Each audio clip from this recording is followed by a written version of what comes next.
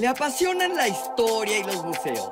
Salvador Rueda Smithers tiene amor por el pasado desde los 8 años, cuando leía las historias militares de su padre, lo que lo llevó a estudiar historia en la Facultad de Filosofía y Letras. Esta es la tercera ocasión que se encuentra al frente del Museo de Historia Nacional Castillo de Chapultepec. Su primera gestión fue de 1990 a 1992 y luego de 2005 a 2013. Ahora, de nueva cuenta, recorre los pasillos de este emblemático lugar.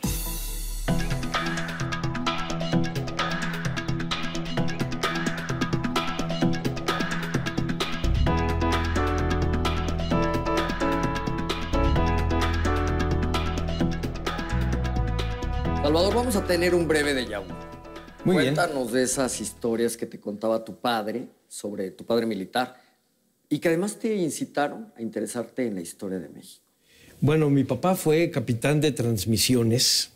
Él entra al ejército en los años 30 y se jubila más o menos a finales de los años 60. Y le gustaba contarnos historias de batallas navales de la Segunda Guerra Mundial, de las batallas en México, de la Guerra de Independencia, la de la Reforma, Intervención, la Revolución, la batalla de Zacatecas, por ejemplo. Mi papá nos contaba sobre la batalla, la última batalla de la invasión americana de 1847 en el Castillo de Chapultepec, y entonces nos hacía ver cómo en las laderas del cerro debieron haber quedado las trincheras y los lugares a donde enterraron a los muertos después de la batalla, después de levantar el campo. Y dice, entonces ese lugar está lleno de historias, de voces que ya no existen. Desde luego. ¿Y él te incitó a que estudiaras historia, te dedicaras a esto que ahora haces? Me incitó una maestra en la primaria y un maestro en la secundaria, pero él nunca se negó. De hecho, se burlaba un poco de mí. Él le decía, bueno, los historiadores y los antropólogos no se van a morir de hambre. Desentierran huesos y harán ya un caldo, y se burlaba un poco de eso, sí. Pero siempre me apoyó, siempre me aventó hacia adelante, igual mi mamá. Ella fue la que me compraba los libros. Me platicabas que esta sala era el final, en estricto sentido, de la exposición del museo, y ahora se ha convertido en el inicio. Sí, cuando se diseñó a principios de los 60 y cuando la pintó Siqueiros, que termina en el 66, estaba diseñada y estaba pensada para ser el culmen de la exposición. O sea, empezabas con el inicio de la conquista y terminabas con la revolución. Claro. Ahora es la primera y tiene además la idea de tener un juego intelectual de interacción con la gente que viene al museo, porque te paras en medio y lo que te rodea es el patrimonio. Claro. Y cuando entras al resto del museo, tú estás afuera, la distancia es exactamente la contraria. ¿Y qué mensaje recibe el público cuando llega a ver estos murales de Siqueiros?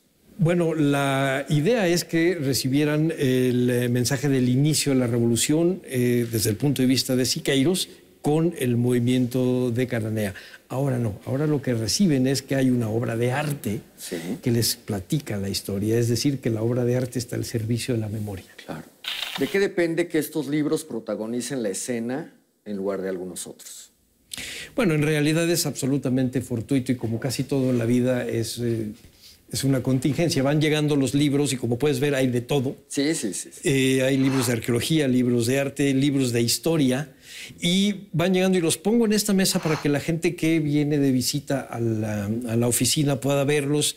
La gente que trabaja acá, que se interese de repente en alguno de los temas, lo pueda tomar y llevárselo con la única condición de que regrese. Sin embargo, evidentemente el objeto que protagoniza y que además tiene toda la visión enfrente de ti es este cuadro. ¿Quién está ahí y por qué está ahí ese personaje? Bueno, él es don Joaquín García Balseta. Es un historiador de los que descubren el siglo XVI en el siglo XIX. Son de los hombres que rescatan los manuscritos de los primeros franciscanos, de los evangelizadores, de los cronistas en el siglo XIX. Era un gran historiador, un gran coleccionista, un hombre muy conservador, un católico militante, hacendado, muy próspero y muy dedicado en la zona de Morelos. Yo soy especialista en el zapatismo. No soy un militante, ni siquiera soy católico. Entonces lo tengo ahí precisamente porque es un historiador totalmente distinto a mí, pero que tenía a la historia como el camino a la verdad siempre enfrente.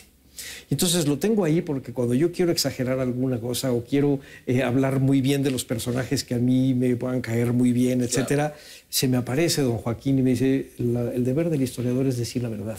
¿Cuántas salas hay en todo el castillo más el Alcázar?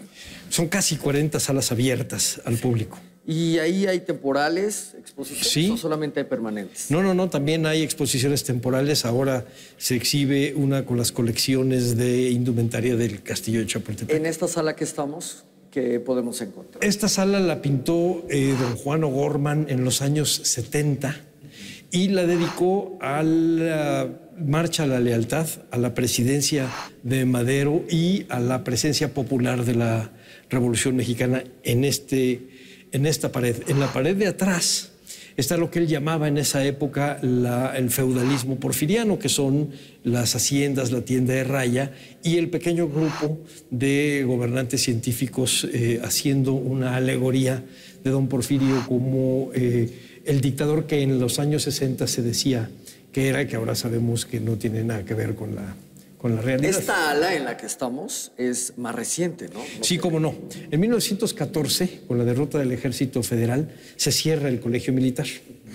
En 1916, el presidente Carranza decide hacer del Castillo de Chapultepec un lugar de despacho de presidencia.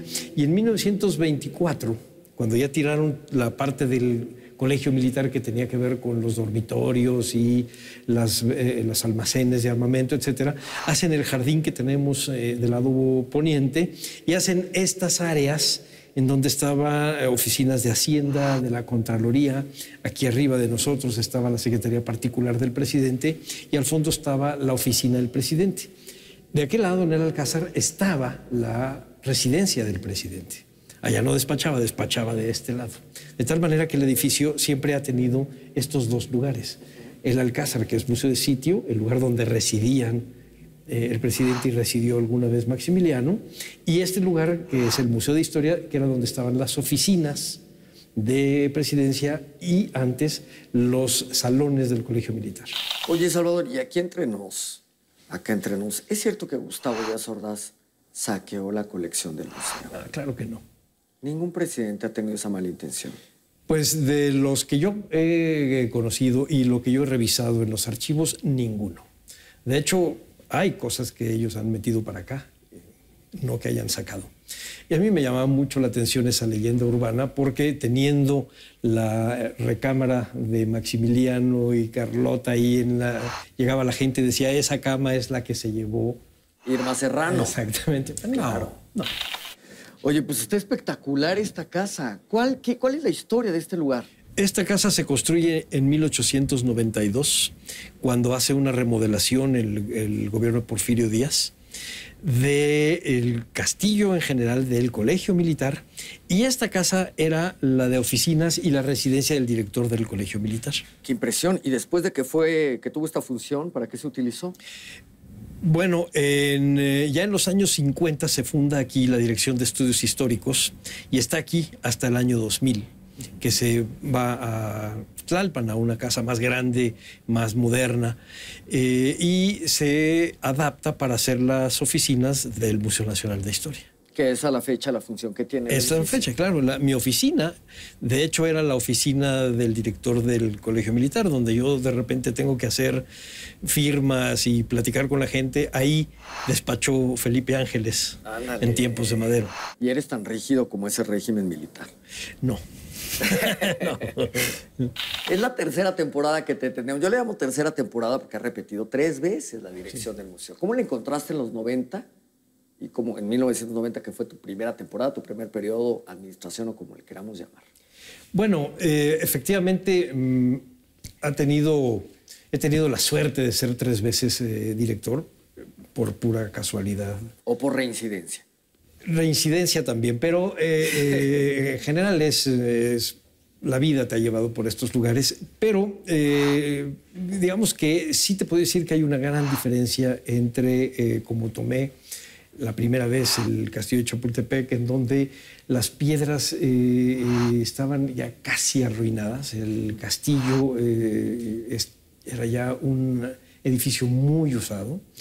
Después, a finales de los 90 y principios del siglo XXI, el que era director del Museo Luciano Cedillo y la directora general, María Teresa Franco, después el siguiente director general, Sergio Arroyo, le dedicaron muchísimo tiempo y esfuerzo a hacer del castillo de Chapultepec otra vez el edificio emblemático vivo. Pues ahora sí nos encontramos en el Alcázar del castillo de Chapultepec, dentro de una sala que tengo entendido tiene una historia en relación con Porfirio Díaz. ¿Qué hay aquí? Bueno, esta sala es la que conocemos como la antesala del Salón de Acuerdos. Está efectivamente dedicada al periodo de Díaz porque hay cosas que se refieren a él. Este cuadro de Germán Gedovius tiene a Porfirio Díaz en el centro cuando es hecho prisionero por los franceses durante la Guerra de Intervención. Tenemos de este lado al presidente Manuel González y al presidente Díaz como general y como presidente. Bien. Y estos muebles de este gusto neomexicano también son de la época de Díaz y se mantuvieron aquí incluso para los gobiernos posteriores, cuando se hacía las reuniones del presidente con su gabinete. Y entonces aquí es donde ya se reunía el presidente. Acá se reunían y aquí se tomaron decisiones políticas muy importantes. Una de ellas, la firma de los tratados de paz entre la Iglesia y el Estado que dieron fin a la Guerra de los Cristeros en 1929. Y en esta sala además tenemos una galería de los presidentes que habitaron y debatieron en estas salas, desde Porfirio Díaz, Madero, hasta Lázaro Cárdenas. No le tocó... Lázaro Cárdenas ya fue el último, de aquí ya se fue para los Pinos. Sí, a él ya no le toca vivir acá, pero todavía le toca despachar. Es decir, él da el castillo de Chapultepec a finales de 1938 y él ya decide no vivir aquí, pero le tocaba despachar todavía aquí. ¿En qué momento y en qué periodo se hace museo? Se hace museo a partir del decreto del 3 de febrero de 1939, que está en diario oficial, está dándole validez a un decreto del 22 de diciembre del 38.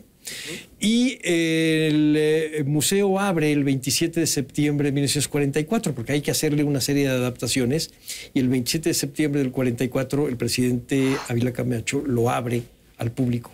Y desde entonces ha permanecido abierto. Partamos de que una persona tiene solamente 5 minutos para visitar el castillo de Chapultepec. ¿Cuáles son las 3 piezas emblemáticas que no se puede ir sin ver? Bueno, me lo pones dificilísimo porque yo acostumbro a dar visitas que pueden durar 2 horas. Pero si tuviera 5 minutos, yo le pediría que siguiera la ruta de los murales, en primer lugar, y que se detuviera en particular en esta parte del Alcázar, en las recámaras imperiales y en el Salón de los Emplumados. Yo pienso que con eso tendría una visión general de lo que es el castillo de Chapultepec como este centro de poder. Pues muchas gracias por estos despachos del poder dentro del interior de este centro. Para servirles. Gracias. Para servirles.